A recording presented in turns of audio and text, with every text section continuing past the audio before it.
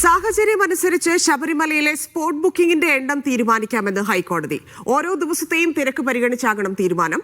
Executive ഓഫീസറും chief police കോർഡിനേറ്ററും ചേർന്ന് തീരുമാനമെടുക്കണമെന്നും കോടതി നിർദ്ദേശിച്ചു.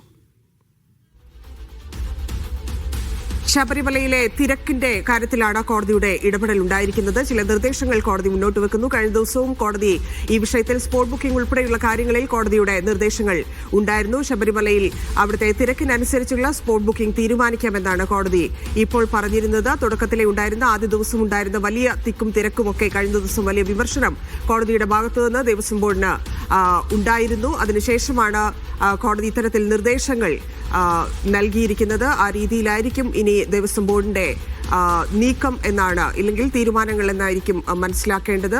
അവിടുത്തെ തിരക്ക് എങ്ങനെയാണോ അതിനനുസരിച്ച് മാത്രമായിരിക്കും ഓരോ ദിവസത്തെയും തിരക്ക് പരിഗണിച്ചുകൊണ്ടായിരിക്കും സ്പോട്ട് ബുക്കിംഗ് ഉൾപ്പെടെയുള്ള കാര്യങ്ങളിൽ തീരുമാനമെടുക്കേണ്ടത് എന്നാണ് കോടതി നിർദ്ദേശിച്ചിരിക്കുന്നത്.